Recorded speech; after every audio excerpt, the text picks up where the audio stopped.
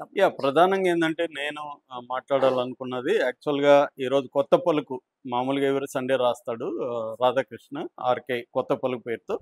ఈరోజు ఆయన రాసిన టాపిక్ ఏందంటే బాలయ్య బాబు అసెంబ్లీలో మాట్లాడిన దాన్ని ఆయన తనదైన పద్ధతిలో విశ్లేషించారు. సో, ఆయన విశ్లేషణ మీద నా విశ్లేషణ యాహ్! అన్నమాట. ఇది జనరల్లీ నేను ఎవరీ సండే చేస్తుంటాను. హ్మ్. ఎందుకంటే రాధాకృష్ణ ఒక టిపికల్ కొన్ని లక్షణాలుంటాయి ఆయన కొత్త పలుకుకి. అది చాలా ఇంపార్టెంట్ కూడా.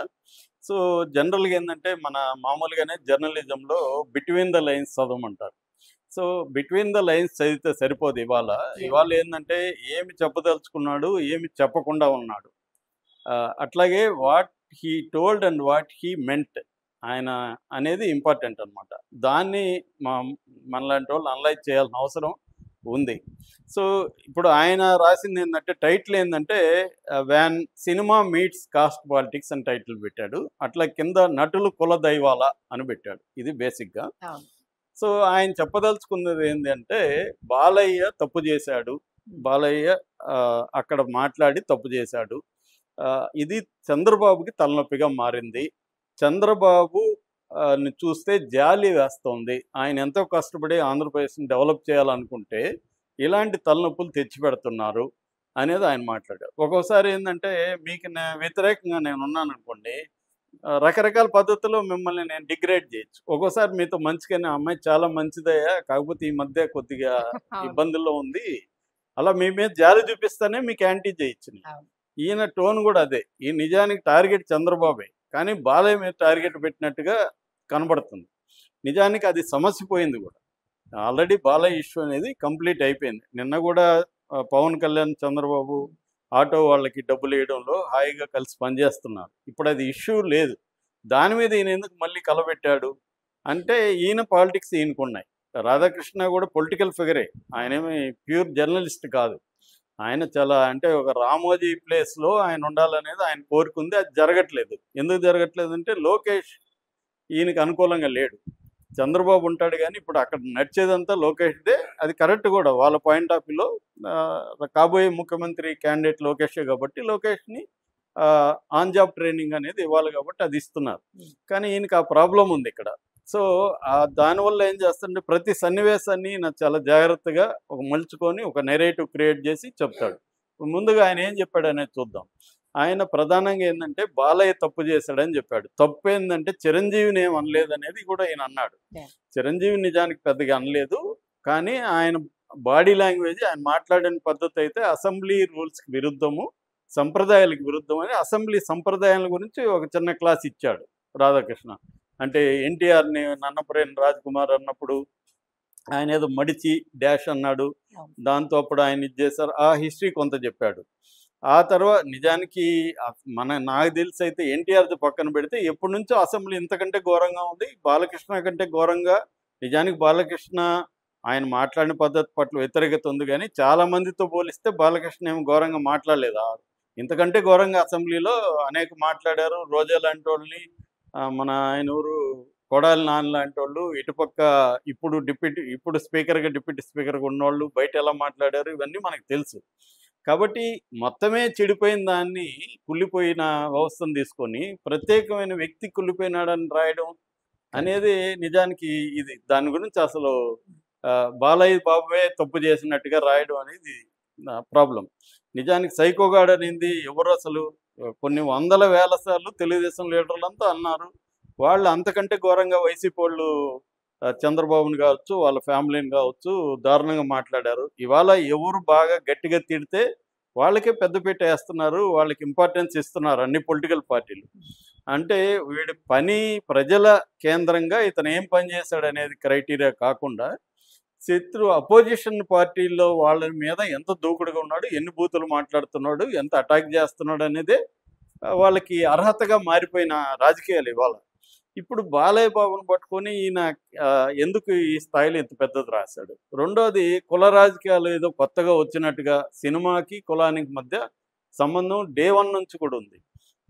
మనకి కమ్మ కాస్ట్ ఎందుకు డామినేట్ అయిందంటే బికాస్ ఆఫ్ కోస్టల్ ఏరియాలో 2 ప్రధాన పరిణామాలు కమ్మని ముందుకు తీసుకొచ్చాయి. ఎందుకంటే జమీందారులు ఆల్రెడీ ఉన్నారు. కార్నవాలిసు అప్పుడు ఒక చట్టాన్ని తీసుకొచ్చాడు. అప్పటి వరకు ఏందంటే పంటల మీద పన్నుండేది. ఆయన తీసుకొచ్చిన చట్టం ఏందంటే పంటల మీద పన్ను కాకుండా ల్యాండ్‌ని కొలిచి ల్యాండ్‌కి పన్ను. నువ్వు పంట ఏదన్నా ఏసుకో. ఫిక్స్ చేశారు. ఇదొక రైతువారీ సిస్టమ్ అదొకటి. రెండోది కాటన్ బ్రిడ్జి అవి కట్టడం, బ్యారేజీలు కట్టడం. ఈ 2 పరిణామాల వల్ల కమ్మకులం అనేది కమర్షియల్ క్రాప్ వేయడం, వాటర్ ఉండడం, దాంతో వాళ్ళకి పంటలు ఎక్కువ కమర్షియల్ క్రాప్స్ అవ్వడం, దానికి ట్రేడింగ్ అవసరం కావడం, ట్రేడింగ్‌కి పట్టణాల్లోకి వాళ్ళు రావడం, వాళ్ళ పిల్లల్ని పట్టణాల్లో చదివించుకోవడం, అగ్రో బేస్డ్ ఇండస్ట్రీలోకి వాళ్ళే ఎంటర్ కావడం, ఈ మిగులు అనేది ఎప్పుడైతే అయిందో కల్చర్‌లోకి కూడా వాళ్ళే ఎంటర్ అయ్యి సినిమా ప్రొడ్యూసర్‌లుగా రావడం. ఇంకా వాళ్ళు ఎప్పుడైతే సినిమా ప్రొడ్యూసర్లు వస్తారో వాళ్ళ పిల్లలు హీరోలుగా రావడం, ఇలాగా ఈ ఈ చారిత్రక దీంట్లో కమ్మ కులం అనేది సినిమాల్లోకి ఎంటర్ అయింది డామినేట్ చేసి. ఇప్పుడు వేరే కులాలోళ్ళు కొత్తగా రావాలంటే చాలా స్ట్రగుల్ అయ్యి రావాలి. అలాగా ఇక్కడ చూసుకున్నప్పుడు చిరంజీవి వచ్చేటప్పటికి రామారావు వీళ్ళందరూ వచ్చారు. ఈ విషయాలు కొంతవరకు ఆయన రీజనబుల్‌గానే రాశాడు ఆర్‌కే. ఎందుకంటే ఇప్పుడు నందమూరి ఫ్యామిలీ అంటారు. ఎన్టీఆర్‌కి ముందు నందమూరి వంశం గురించి ఏముంటది? నాగేశ్వరరావుకి అంతకుముందు అక్కినేని వంశం ఏముంటది? అది కరెక్టే. ఒక దశలో ఒకరొచ్చిన తర్వాత మనకు ఒక వంశం అనేది ఏర్పడుతది. లేనప్పుడు అందరు వంశాల్లాగే మంది కూడా ఇప్పుడు భిక్షగాళ్ళకి ఏం వంశం ఉంటదండి? భిక్షగాళ్ళందరూ భిక్షగాళ్ళే. వాడి కులం ఏముంటది? ఎప్పుడైతే అందుకనే కులం వర్గాన్ని ఎలా అర్థం చేసుకోవాలనేది వెరీ ఇంపార్టెంట్. వర్గం కూడా పెరిగితేనే కులానికి ఇంపార్టెన్స్. ఇప్పుడు నేను రాఘవేంద్రరావు దగ్గర అసోసియేట్ డైరెక్టర్ పనిచేశాను. మా అసిస్టెంట్ డైరెక్టర్ల కులాలు ఎప్పుడు అడగలేదు ఆయనకి తెలియదు కూడా. అదే నేను సక్సెస్ అయినాను అప్పుడు కనుక్కుంటాడు ఆయన. వీడే కులం మనోడా అయితే పిలిపించు అంటే మనం ఆయనకు మన కులం ఉపయోగపడితేనే ఆయన పిలుస్తాడు. ఆయన నేనేం బ్యాడ్గా అనట్లే. ఎవరైనా ఇంతే. నేనున్న ఆ స్థానంలో నా అసిస్టెంట్లు కులాలు పట్టించుకోను. హిట్ అయినాక వీడు బ్యాక్గ్రౌండ్ ఏంటి అడుగుతాను. So this is the common ఇది. దీన్నేదో ఆయన కనిపెట్టినట్టుగా రాశాడు ఒకటి. రెండవది బాలయ్య తప్పు చేశాడు అన్నట్టుగా ఆయన ఎక్కువగా బాలయ్య మీద ఫోకస్ చేశాడు. ముందు నుంచి కూడా చాలా మందికి తెలుసు బాలయ్యకి ఈయనకి పడదు. మామూలుగా బాలయ్య న్యూస్లో ఆంధ్రజ్యోతిలో పెద్దగా రావని అందరూ చెప్పుకుంటారు. సో పడదని. సో దాన్ని ఇప్పుడు ఉపయోగించుకున్నాడు. నిజానికి బాలయ్య మాట్లాడింది అక్కడ చిరంజీవిని ఏమి అనలేదు ఆయన. నిజానికి డైరెక్ట్గా ఆయన జగన్ని అనడమే ఆయన ఉద్దేశం. అందులో భాగంగా ఆయన రెగ్యులర్ భాష ఏంది? ఎవరైనా కూడా మాట్లాడతాం. ఇప్పుడు ఎవరో చెప్పారు సార్ అంటే ఎవడు చెప్పలేదయ్యా అని అంటాం మనం. అంటే అర్థమేమంటే చిరంజీవిని ఎవడన్నట్టు కాదది ఆయన.